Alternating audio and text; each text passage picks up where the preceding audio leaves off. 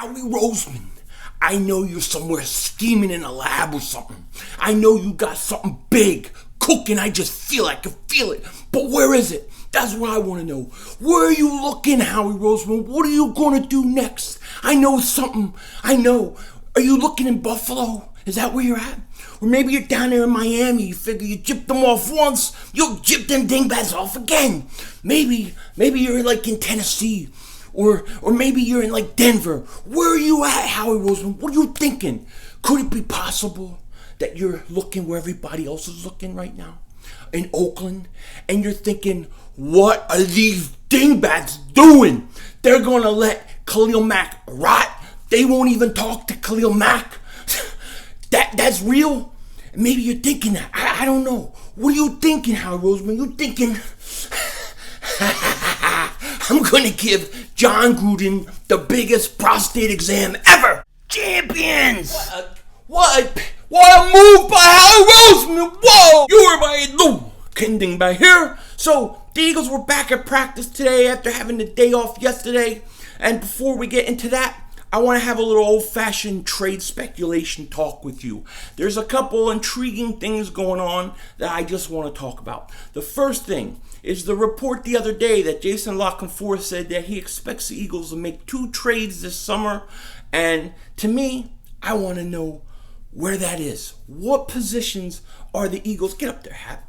What are the Eagles looking at? What positions could they look to get better? I mean, there's no significant giant hole on this team that needs filling. There's a couple spots where they could get better depth-wise, but where are the Eagles going to look to go? With Howie Roseman, you never know. You never know. I mean, just think. Nobody thought Jay Ajayi was going to be brought in when he was. Nobody saw that coming. Nobody. But they did it. So I know Howie Roseman's got something up his sleeve. He's thinking and cooking up something. What is it? I would say, if I had to guess, the 2 positions I think the Eagles will trade to improve will be either that linebacker spot where they're already kind of thin. I've heard Corey Nelson hasn't really been too good in training camp so far. It's early yet. And then that offensive line position. They may look to get more depth at that offensive line. I don't know how happy they are with Chance Warmack. So those would be the 2 main positions I think the Eagles would look to improve. The offensive line and the linebacker position. So it'll be very interesting to see what they do. So the question becomes, who would the Eagles trade? And to be honest, I think there's quite a few guys that they could trade.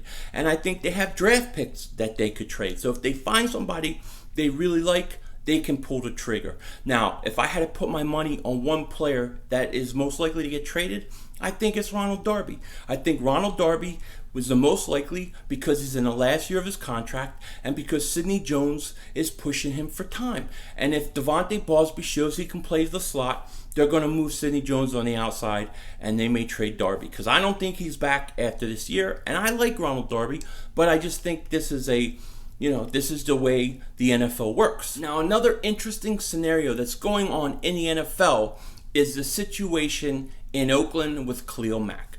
There were reports today saying that Khalil Mack hasn't spoken to the Raiders at all since February and that there was no hint of him trying to speak to them anytime soon, which means this is going to be a very long holdout.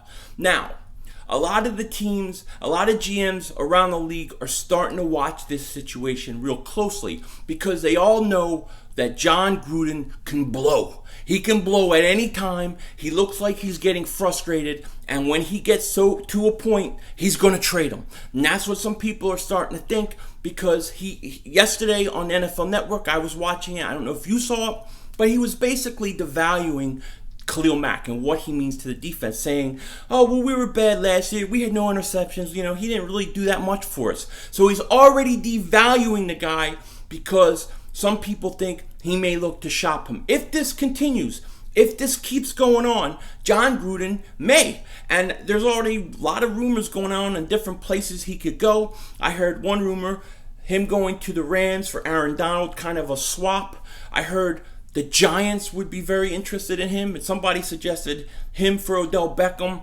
I don't know if the Giants would do that or if the Raiders would do it, but he would fit he would fit the Giants. Seattle, I heard there's a lot of teams that would put their hat in the ring to get Khalil Mack. And if for some reason he becomes available, the Eagles should throw their hat in the ring also. They need to go after this guy. He can play in a 3-4. He can play in a 4-3. It doesn't matter. He's that good. He's 27 years old. He's talented. If the Eagles had an opportunity, they should do it. Now, money is an issue. How would they sign him? I get all those things. But there are always ways. There are always ways, and if anybody can make it work, it's Howie Roseman. So I would let Howie Roseman work his magic. Now, is Khalil Mack to the Eagles likely? No. It's like a 1% chance of happening. But I'm just saying, for some reason, watch a situation. If it gets crazy and they start trying to shop him around, I wouldn't be surprised if you hear the Eagles as a potential landing spot. For the Eagles, I know I'm going to get the Khalil Mack's not coming to Eagles dingbat. I know. I'm just talking, just speculating. Anyways, the Eagles were back at practice today, and it was the first hitting session that they've had during this training camp. Now, when they started live hitting, Carson Wentz couldn't take part in this because he's not been cleared for contact. So Nick Foles, he took the load. He took 37 snaps, played fairly well. And I think he had a couple interceptions, one to Devontae Bosby in the end zone. But overall, it was kind of a quiet day from what I heard offensively. Not too many huge, big plays. Nelson Aguilar continues to play really good. Corey Clement took a lot of first-team snaps, looked really good. And Darnell Pumphrey, they said, is looking a lot better. He looks a lot better than he did last year, and I don't know how much that says because they said he was really, really lost last year, but he does look like a different guy. So he's going to be interesting to watch during preseason. I hope he can show us some signs of life. Shelton Gibson was playing okay. He got his bell rung, had to leave early, but that's pretty much what went on in offense. Mack Hollins, he had a couple nice catches. He had a couple bad drops. And that's the way it kind of went. On defense, the defensive line really took it to the offensive line today. Another big day for Josh Sweat, for all those guys. And it gets pretty competitive with the best offensive line and the best defensive line going at it and practicing, both making each other better. So one note on that defensive line unit is that Destiny Vallejo was playing with the first team. Now, part of this is because Haloti Ngata is on limited reps with Michael Bennett. They don't want to overwork the older guys in training camp, especially so early. But he was getting some first team reps, and they really liked him last year before he got hurt. So it's going to be interesting to see how much playing time he gets. I'm looking forward to seeing him in preseason. At the linebacker spot, Jordan Hicks had a really good day. Actually, he's having a really good camp. They're saying he looks like he's in midseason form. He's been cleared for contact and all that, and he was all over the place. So Jordan Hicks looks to be doing great. And we know Jordan Hicks is a player. If he can stay healthy, he's a great player. It's always about the health with him. Now, one other linebacker I want to talk about is Nate Gary, however you want to say it. He was the third linebacker today, so he was taking more first-team reps. And I think he's moving up the depth chart just from the feel I get from practice and what people are saying. I don't think they're too happy or they've seen anything from Corey Nelson yet. So Nate Gary, he's taking advantage. So in the secondary, the battle for slot corner continues. Sidney Jones was once again getting most of the reps with the first team. He was covering Nelson Aguilar, who by all counts was giving him a lot of problems.